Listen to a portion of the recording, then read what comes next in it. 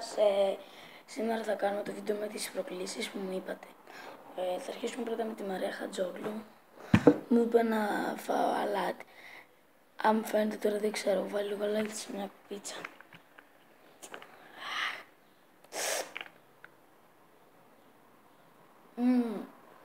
Καλό.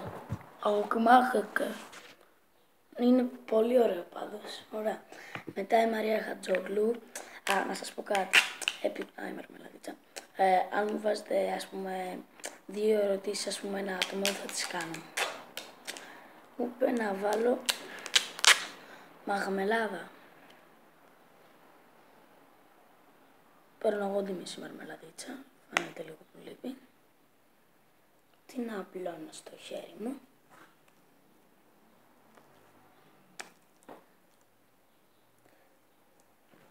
Και φαίνεται, πάει αυτό.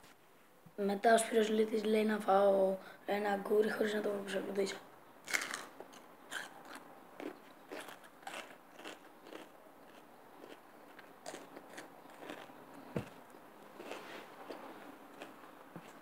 Όλοι λίγο έμεινα.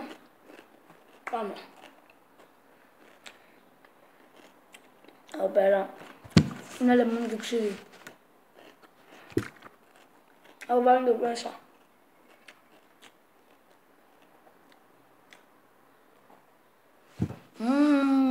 Να είσαι καλά, Σπύρο μου. Επειδή δεν βρήκα φρό, θα βάλω τώρα ζελέδι. Είναι του Δημήτρη του Κίτσου, λέει να βάλω στο πρόσωπό μου.